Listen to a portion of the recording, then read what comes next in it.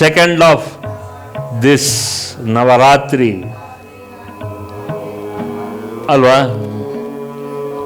That is that creative zone. The second day of Navaratri, we do this creative japa.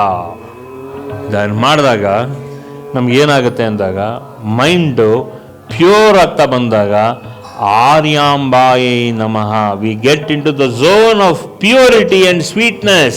ನಮ್ಮ ಮಾತು, ನಮ್ಮ ನಡವಳಿಕೆ, ನಮ್ಮ ಶೈಲಿ, ನಮ್ಮ ಒಂದು ಸ್ತಂಭ ಅಂದರೆ ಆ ಒಂದು ಸ್ಪಂದನ ಕಂಪ್ಲೀಟಾಗಿ ಹೊಸ ಉತ್ಪತ್ತಿ ಆಗುತ್ತೆ.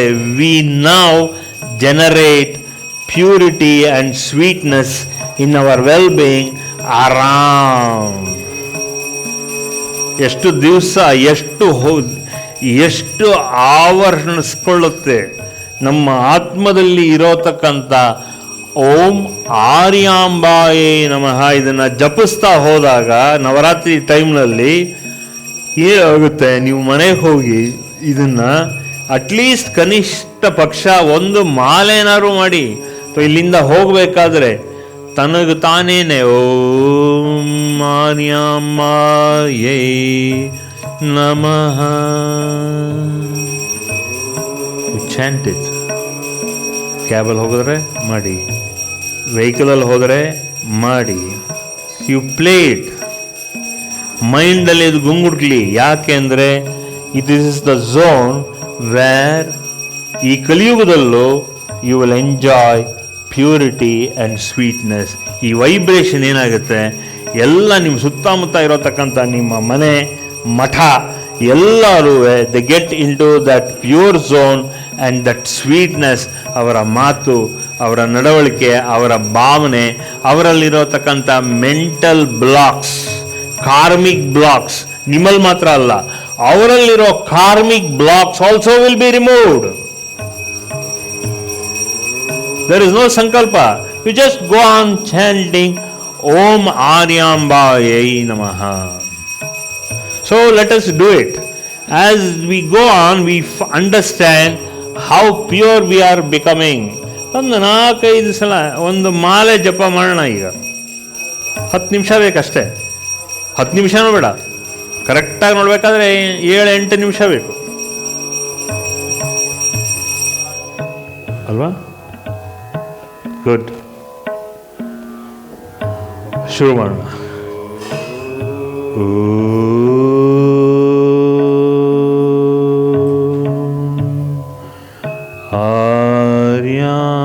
ಆರ್ಯಾಂಬಾಯೇ ನಮಃ.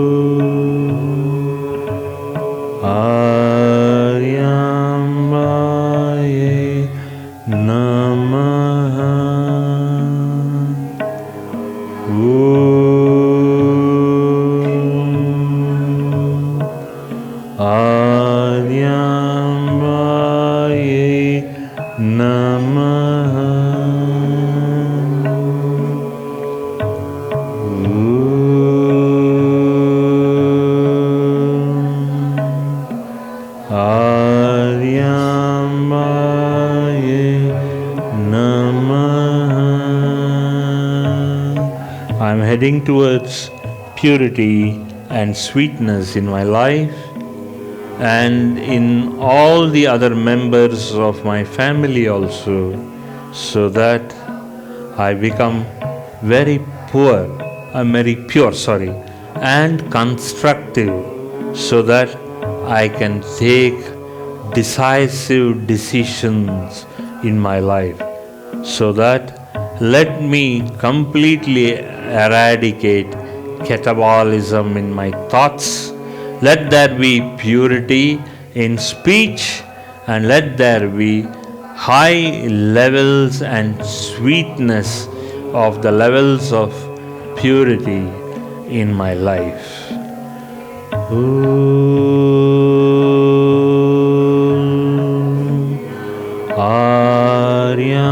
आर्यांबायै नमः।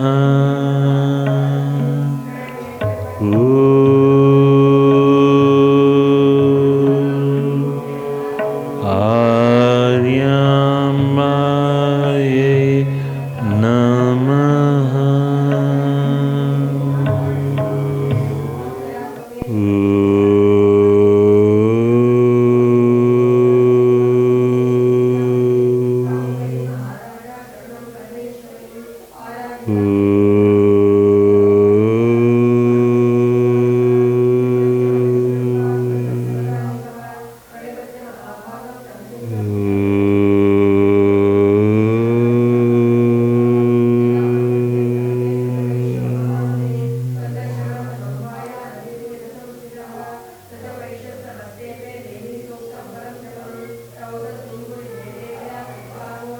ಈ ಶಕ್ತಿ ಆರ್ಯಾಂಬ ರೂಪದಲ್ಲಿ ಪ್ರಾರ್ಥನೆ ಮಾಡಿದಾಗ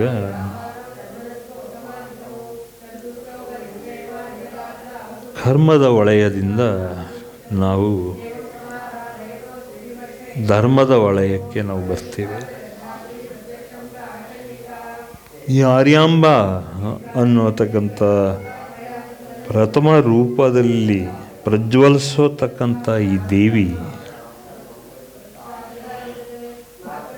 she represents Aryamba as the creative energy, the first Rupa of Adiparashakti.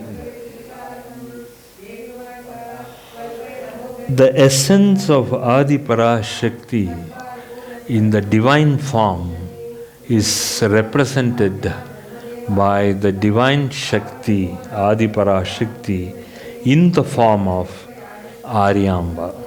ಅದಕ್ಕೆ ದೇವಿ ಮಹಾತ್ಮೆಯಲ್ಲಿ ಈ ಕಲಿಯುಗದಲ್ಲಿ ದುರ್ಗಿ ಪ್ರಾಧಾನ್ಯ, ವೇದ ಕಾಲದಲ್ಲಿ ದೇವಿ ಪ್ರಾಧಾನ್ಯವಾಗಿ ಆರ್ಯಾಂಬ ಅಂತ ಇರುತ್ತೆ.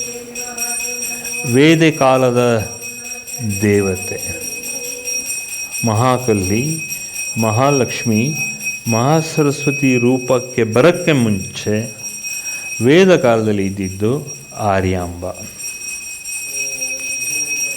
ಭಾಳ ಪ್ರಸಿದ್ಧಿಯಾಗಿತ್ತು ಆಗಿನ ಕಾಲದಲ್ಲಿ ಆರ್ಯಾಂಬ. ಪ್ರತಿಯೊಂದು ಸ್ತ್ರೀ ಶಕ್ತಿ ಹೆಸರಿಡೋದೆಲ್ಲ ಶಂಕರಾಚಾರ್ಯರ ಕಾಲದಿಂದ ಮುಂಚೆನೂ ಕೂಡ ಸುಮಾರು 500 ಶತಮಾನದಿಂದ from 500 AD to 700 AD, the prominent name in every female born in a family predominantly was called as Aryamba. Predominantly, in fact, Shankaracharya's mother also was called as Aryamba.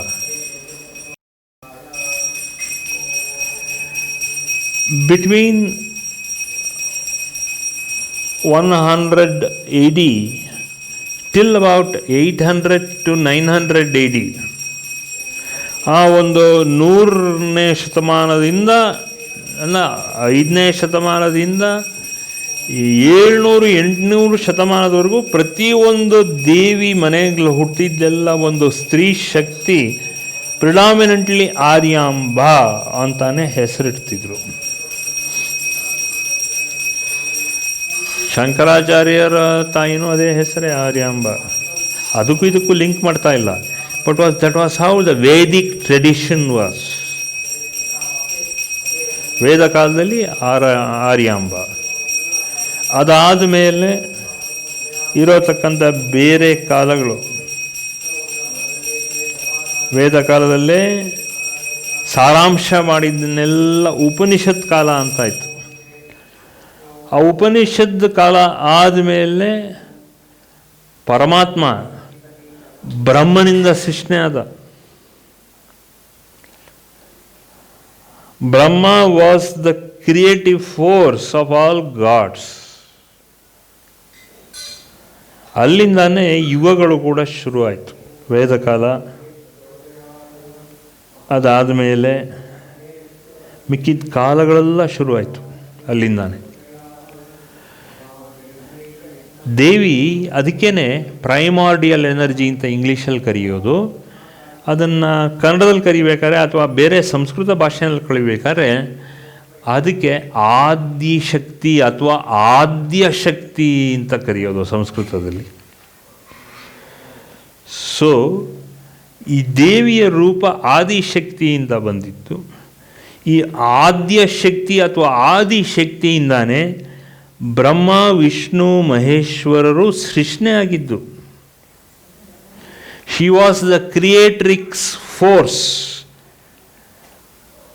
Creator ಅಂದರೆ ಮೇಲ್ ಎನರ್ಜಿ, ಕ್ರಿಯೇಟ್ರಿಕ್ಸ್ ಅಂದರೆ female energy. Those born from a female energy, creatrix, Adiparashakti. ಆದಿ ಆಗಿನ ಕಾಲದಲ್ಲೇ ಇದ್ದಿದ್ದಂಥ ಆದಿ ಪರ. ಪರ ಅಂದರೆ ಮುಂದೇನೂ ಇಲ್ಲ ಹಿಂದೇನೂ ಇಲ್ಲ. Everything is created from this ಪರ. ಪರಮಾತ್ಮ ಪರ. ಪರ ಅನು, ಫ್ರಮ್ ದಟ್ ಅನು ಪರಾನು. The cosmos is created by the ಪರಾನು. It is that creative atom, that para anu, is called as that energy, that implosive energy which turned itself into explosive energy. ಅಂದಾಗ ಏನಾಯಿತು, one that energy created itself in the as a cosmic energy, and that cosmic energy today we know it as Big Bang. Adiparashakti, ಆದ್ಯ ಶಕ್ತಿಯಿಂದಾನೇ the whole explosion. ಇವತ್ತು that same explosion it is we created with this Adiparashakti on the second day of Navratri to create that microcosm energy. Adiparashakti, the microcosmic energy inside our soul. The microcosmic energy inside ourselves is called as Paranu or Paramanu. That is called as that cosmic energy ಅಥವಾ ಪರ ಅನು. ನಾವೆಲ್ಲ ಅಣುವಿಂದ ಸೃಷ್ಟಿಯಾಗಿದ್ದೀವಿ. So when this anu explodes, that explodes is called as scientifically Big Bang theory. The whole of this universe is created by this Big Bang theory. For more satsangs from Sri Sri Nimishananda Guruji, subscribe to this channel. Click the bell button below to get notifications. Like and share the video and spread the divine message.